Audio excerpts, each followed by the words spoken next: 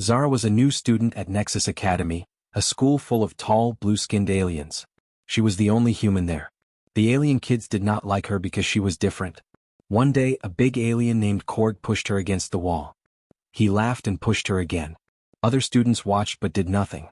Korg thought she was weak. Then Zara did something unexpected. She grabbed his arm and threw him over her shoulder using a move her father taught her. Korg flew through the air and crashed into a desk. Everyone went silent. Korg stood up slowly. He was shocked. His friends looked scared. Zara stood calm and quiet, staring at him with strong eyes. Korg did not come near her again. The other students started to respect her. They began to talk to her and sit with her at lunch. Soon Zara had many friends. Korg learned that day that you cannot judge someone by how they look. Being small does not mean being weak. Zara became the most popular student in the school and Korg became her friend too. The great chamber buzzed with voices from 1,000 different worlds. Aliens of every shape and size filled the massive hall, their voices creating a symphony of strange sounds. At the center of it all stood Commander Vectron, a tall insect-like creature with 4 glowing eyes and sharp mandibles that clicked when he spoke. Today was an important day. The Krellian Empire had found something valuable. Vectron pressed a button on his control panel, and a blue planet appeared in the hologram above his head. The chamber fell silent as thousands of eyes turned to look at the image floating in the air. Honored members of the council, Vectron said, his voice smooth and confident. My people have discovered a new species. They live on the 3rd planet circling a yellow star. The locals call it Earth. Murmurs rippled through the crowd. New species were always interesting. Some became allies. Some became trading partners. And some became workers. Elder Morvain, the oldest member of the council, leaned forward in his floating chair. His skin was blue and wrinkled like ancient paper. He had seen 1,000 worlds join the galaxy. Tell us about these creatures, Commander. What makes them special? Vectron's mandibles clicked in what might have been a smile. They are weak, Elder. Perfectly, wonderfully weak. The hologram changed, showing a human man standing next to a Krellian soldier. The human looked tiny in comparison, soft and fragile. Vectron began pointing out features with his claw. Look at their skin. No scales, no fur, no armor. Just thin flesh that tears easily. They bleed from the smallest cuts. Their bones break under pressure. They heal slowly, taking weeks for injuries that we would recover from in days. More images appeared. Humans doing various tasks, working, running, living their lives. They live for barely 100 years, Vectron continued. Most species live for 300 or more. These creatures are born, work for a few decades, and die. Brief candles in the darkness. A council member from the warrior planet of Drecker stood up. Her scales gleamed red under the lights. If they are so weak, how did they survive? What is their world like? This was the question Vectron had been waiting for. He pressed another button and Earth's data filled the air. Their planet is what we classify as a death world. The gravity is crushing at 1 standard G. The atmosphere is 21% oxygen, which is highly corrosive. The weather is violent and unpredictable. There are dangerous predators everywhere. The council members looked at each other in confusion. This did not make sense. Weak creatures on a dangerous world should be extinct. Somehow they survived, Vectron said with a dismissive wave. But survival has not made them strong. They have no claws, no venom, no natural weapons. They are prey animals that got lucky. Elder Morvain stroked his chin thoughtfully. What do you propose, Commander? The mining colonies on Taraxis 9 need workers, Vectron explained. The work is hard and dangerous. We lose many of our own people in the mines each year. But these humans? They are perfect. Their hands are excellent for detailed work. They breed quickly and mature fast. And best of all, they have no unified government. They fight among themselves constantly. They will not resist. The hologram showed images of human wars, bombs exploding, soldiers fighting. The council members nodded. A divided species was an easy species to control. I propose we collect 50,000 specimens for labor purposes, Vectron said. We have studied them for months. They will comply. They always comply when they see our superior technology. From a dark corner of the chamber, a small voice spoke up. Commander Vectron, have you read the complete historical records? Everyone turned to look at Archivist Neem, a being made of living crystal that glowed with soft blue light. Neem was old even by council standards and responsible for keeping all historical data. Vectron's eyes narrowed. We have reviewed sufficient information, Archivist. Why do you ask? Because the pattern troubles me, Neem said quietly. These humans survived an ice age with nothing but stone tools and fire. They crossed frozen wastelands and deadly oceans using only wood and cloth. They turned wolves into pets. Every time their world tried to kill them, they adapted and survived. This is not prey behavior, Commander. Vectron clicked his mandibles in annoyance. They are primitives with Stone Age technology. We have energy weapons and faster-than-light travel. Your concerns are noted and dismissed. Elder Morvain raised his hand for silence. The Council will vote. All in favor of authorizing the collection operation. Hands, claws, tentacles, and appendages of every kind rose into the air. The vote was nearly unanimous. Only Archivist Neem abstained, glowing dimly in the corner. It is decided, Morvain announced. Commander Vectron, you may proceed. 12 ships should be sufficient for collecting 50,000 specimens. The Council expects a full report in 1 month. Vectron bowed low, victory singing in his veins. Thank you, honored Elder. We depart immediately. As the Council chamber emptied, Neem remained in the corner, glowing with worry. The small crystal being accessed the deep archives and created a new file, marking it urgent. The file contained one sentence. They did not listen. Humanity is not prey. This will end in disaster. But the message was filed away, unread and forgotten in the vast digital libraries of the galaxy. 3 days later, 12 Krellian ships dropped out of faster-than-light travel at the edge of Earth's solar system. Commander Vectron stood on his bridge, looking at the blue and green planet on his view screen. Prepare collection beams, he ordered. Target the coastal cities first. Stun settings only. We want them intact. The crew moved efficiently, preparing their weapons and holding cells. They had done this 43 times before with other species. It was routine now. Vectron smiled as his ship moved toward Earth. This would be easy, quick, profitable. He had no idea that he had just made the biggest mistake of his life. The mistake that would change the galaxy forever. The city of Portland was enjoying a normal Tuesday afternoon when the sky went dark. 12 massive ships appeared above the clouds, blocking out the sun. People stopped walking. Cars pulled over. Everyone looked up. Then the beams started falling. Blue light shot down from the ships like lightning. When it touched a person, they collapsed instantly. No pain, no warning, just darkness.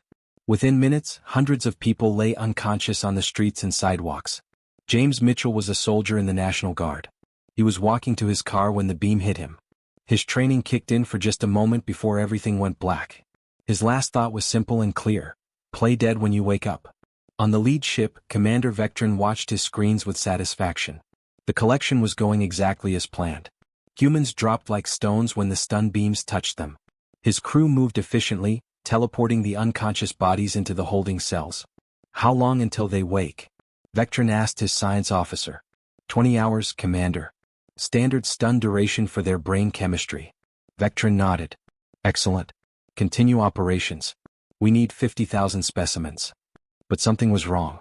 The science officer just did not know it yet. James woke up 90 minutes later. His head hurt and his body felt heavy, but he was conscious. He kept his eyes almost closed, watching through his eyelashes. The training from his military service took over. Observe. Learn. Survive. He was in a large metal room with maybe 200 other people. The floor was cold and smooth. Bright lights hung from the ceiling. Around him, other people were starting to move, groaning and stirring. They were waking up much faster than the aliens expected. 6 tall insect-like creatures stood guard near the door. They held strange weapons but seemed relaxed. They were talking to each other in clicking sounds, not paying much attention to the humans. James noticed a young woman across the room. She had brown hair and was also pretending to still be asleep, but her eyes were open just a crack. She was watching everything just like him. Their eyes met. The woman slowly raised her hand to her face and tapped her cheek 3 times. Then she pointed at the guards and held up 6 fingers. Then she made a cutting motion across her throat. James understood. She was military too, or at least trained. She was counting enemies and suggesting they fight. He gave her the smallest nod. Over the next hour, more humans woke up. James and the woman, whose name was Emily, used small gestures and whispered words to quietly organize everyone. They had to be careful. The guards had weapons and looked dangerous. A big man with rough hands introduced himself as Tom. He worked in construction and understood how buildings were made. He pointed at the metal beds they were lying on. These bars can come off, he whispered. We can use them as weapons. A woman named Lisa, a school teacher, had been watching the symbols on the walls. I think I can read their language, she said quietly. It is not too different from mathematics. Give me time and I can figure out the door controls. A doctor named William examined a man who had been hit by a guard. His skull is cracked, William whispered, shocked. But he is still awake and talking. These aliens do not understand how tough humans can be. On the bridge, the science officer was reviewing the data from the holding cells. His eyes widened in alarm. Commander, we have a problem. The humans are waking up. It has only been 2 hours, not 20. Vectron looked up from his reports. What? Check your equipment. The stun beams must be malfunctioning. No sir, the beams are working perfectly. The humans are just resistant. Their brain chemistry is adapting faster than our models predicted. Vectron felt a small flutter of worry but pushed it away. Increase the sedation in the air systems. They will adapt to captivity soon enough. They always do. But humans had never been captured before. And humans did not adapt to captivity. They adapted to escape it. In the holding cell, James slowly pulled a metal bar from his bed frame. It was heavy and solid. Around him, 200 other humans were doing the same thing. They were being quiet and careful, but determination burned in their eyes. Emily moved next to him. She had a piece of metal in her hands too. When do we move? She whispered. James looked around the room. He saw scared people, yes. But he also saw angry people. People who had been taken from their homes, their families, their lives. People who would not just give up and accept being slaves. He saw construction workers and teachers, doctors and mechanics, young and old. He saw humans. And humans did not go quietly. Soon, James whispered back. We wait until more of us are awake. Then we show these aliens what happens when you corner a human. Tom leaned in close. You know they are stronger than us, right? And they have those energy weapons. James smiled without humor. Yeah. But there are 200 of us and 6 of them. And they think we are prey animals. They are not ready for what is coming. Lisa figured out the door controls by watching the guards enter the code. She memorized the pattern. William organized people to help the injured ones. Robert, a mechanic, studied the walls and ceiling, looking for weaknesses in the ship's design. The humans were doing what humans did best. They were learning, adapting, planning, working together. Commander Vectron had made his first mistake when he thought humans were weak. He was about to make his second mistake by not taking them seriously. In holding cell 7, James raised his metal bar. Around him, 200 humans gripped their improvised weapons. Emily's hand hovered over the door controls. Ready? James asked quietly.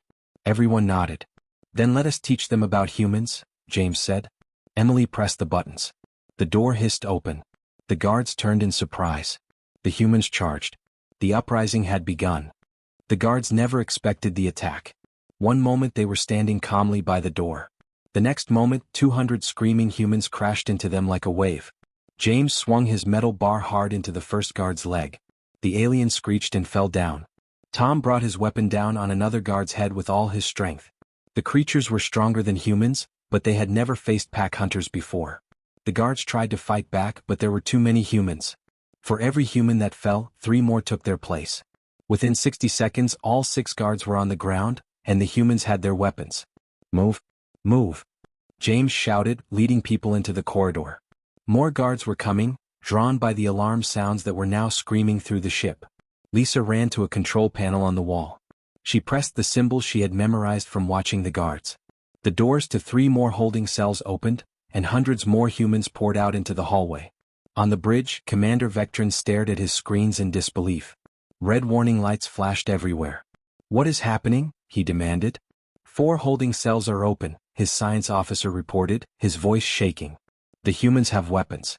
They are spreading through decks 7, 8, and 9. Commander, they are not stopping even when injured.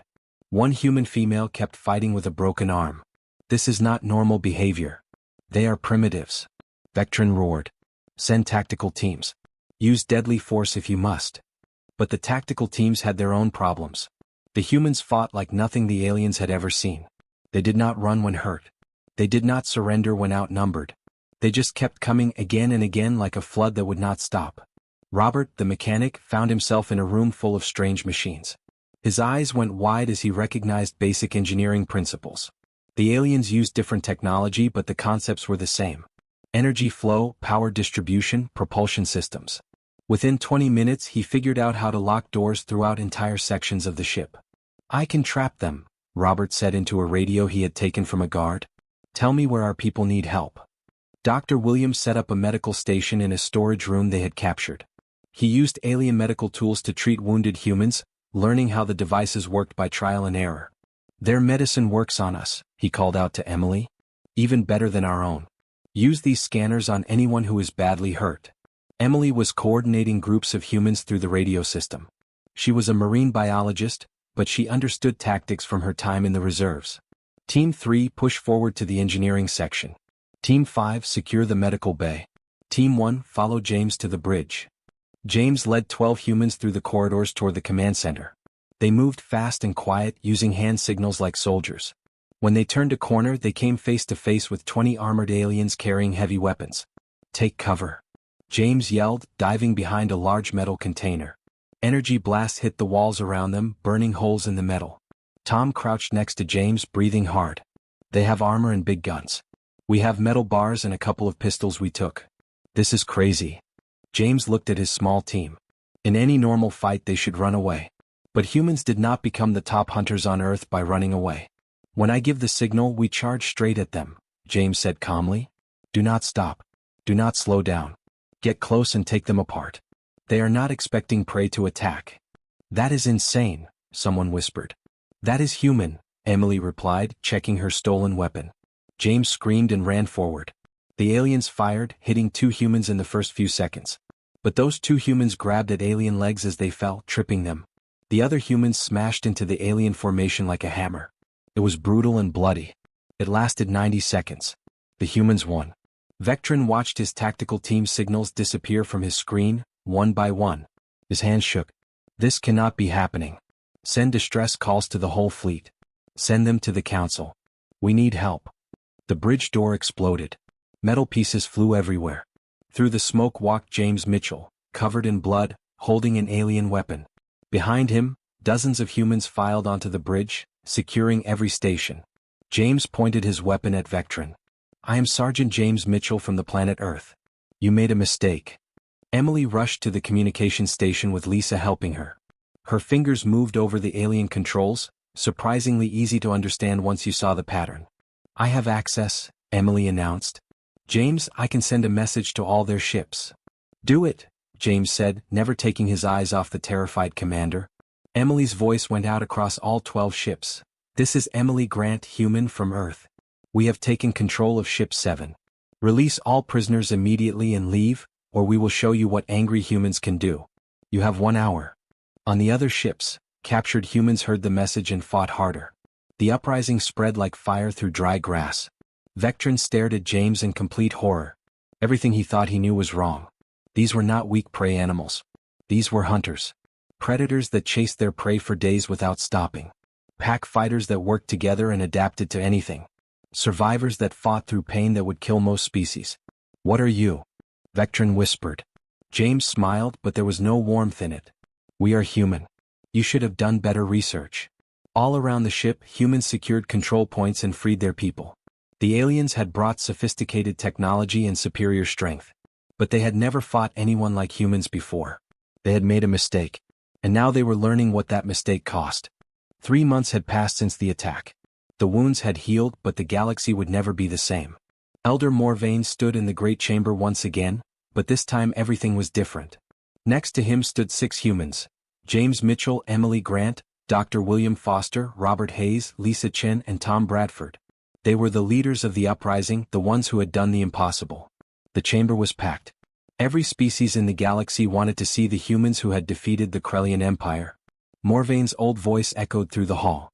3 months ago, Commander Vectron attacked Earth without permission. He believed humans were weak and would make good slaves. He was wrong. 3,000 humans died in the attack. But the humans fought back and captured 2 of our ships. Commander Vectron is now in prison for his crimes. The chamber was completely silent. Every eye was on the 6 humans standing at the center. But we are not here to talk about punishment, Morvain continued. We are here because the humans have something to say. Ambassador Mitchell, please speak. James stepped forward. He was smaller than most aliens in the room, but his presence filled the space. 3 months ago your people came to my world. You saw us and thought we were weak. You thought we would be easy to control. You made assumptions without knowing the full truth. He pressed a button and images appeared in the air above them.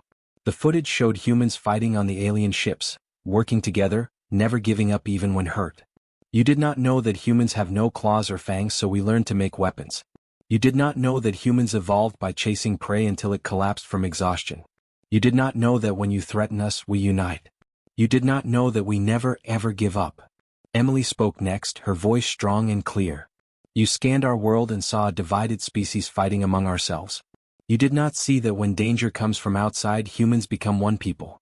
You saw our primitive spaceships and laughed. You did not see our potential. Dr. Williams stepped forward. You looked at our soft bodies and short lives and thought we were fragile. You did not understand that we pack more living into our brief years than most species do in centuries. We love harder. We fight harder. We dream bigger. Robert pulled up technical drawings that made several council members gasp. In 3 months we have studied your technology. We understand your engines now. Give us 5 years and we will build our own. Give us 10 years and we will make them better. A large alien from the warrior world stood up, his voice angry. Is this a threat? No, James said firmly. It is a promise. Humans learn. Humans adapt. That is what we do best. Tom spoke, his rough hands folded calmly. We did not come here for revenge. We came here because we want peace. We want to trade with you. We want to learn from you. But understand this clearly, Earth is not a place you can take from. We are not victims. We are not prey. We are not slaves. Lisa finished the statement. We are human. And the galaxy needs to remember that. Elder Morvain nodded slowly. The Council has studied everything about your species. We have changed Earth's classification. Your world is now marked as a Class 12 death world with apex predator inhabitants. No species may enter your space without permission. Any attempt to harm Earth will be considered an act of war against the entire Council. He paused, looking at James with ancient, wise eyes. Furthermore, we invite Earth to join the galactic community as a full member. You will have access to our trade, our technology, and our knowledge. James looked at his team. They all nodded. He turned back to the Council. Earth accepts, but we have conditions. We want your medical technology to help the families of those who died. We want to keep the 2 ships we captured. And we want it written in your official history that humans refused to be slaves. That we fought back. That we won. Agreed, Morvain said immediately. All of your terms are accepted. Emily added one more thing. We want every species in this galaxy to know what happened here. You made a mistake when you thought we were weak. Make sure no one else makes that same mistake. The Council voted. Every hand, claw, and tentacle rose in agreement. As the humans left the great chamber, a small glowing creature approached them. It was Archivist Neem, the one who had tried to warn everyone. I tried to tell them, Neem said softly. I read your history. I saw your wars, your survival, your determination. But they would not listen. James nodded with respect. Thank you for trying. What made you realize we were different? One thing, Neem replied. Every human culture, every language, every time period has the same idea. Never give up. You do not have a word for acceptable defeat. That is when I knew you were dangerous. Emily asked quietly, what happens now? Neem glowed brighter. Now the galaxy adjusts. Some will fear you. Some will want to be your friends. A few might try to challenge you. But they will all know one truth: humanity does not quit. 6 months later, Earth's first faster-than-light ship prepared to launch. It was called the USSF Mitchell, named after the sergeant who led the uprising. Captain James Mitchell stood on the bridge with his crew, looking at the stars through the view screen. Captain, Emily called from her station. We are getting messages from 17 different alien species. Trade offers, requests to visit, even a few warnings to stay away from their space. James smiled. Answer the friendly ones. Ignore the warnings. And Emily, make sure they all know that humanity is going to explore now. We are done being underestimated. The ship's engines hummed to life. A moment later, it jumped to faster-than-light speed, carrying humanity forward into a galaxy that would never forget them. On Earth, children learn the story in school. They learned about the 6 heroes who stood up to an empire. They learned how humans announced themselves to the galaxy not with fancy speeches or impressive weapons, but by doing what humans do best: surviving, adapting, and refusing to quit. In the Great Archives, Archivist Neem updated the file on humanity one last time. At the end, they wrote a warning for all future species to read. The Krellian Empire tried to enslave humanity. This was the mistake. Humanity fought back with determination and teamwork. 2 ships were captured. The Empire was humiliated. Earth became a council member. Warning: do not mistake human kindness for weakness. Do not mistake their cooperation for obedience. Do not mistake their patience for acceptance.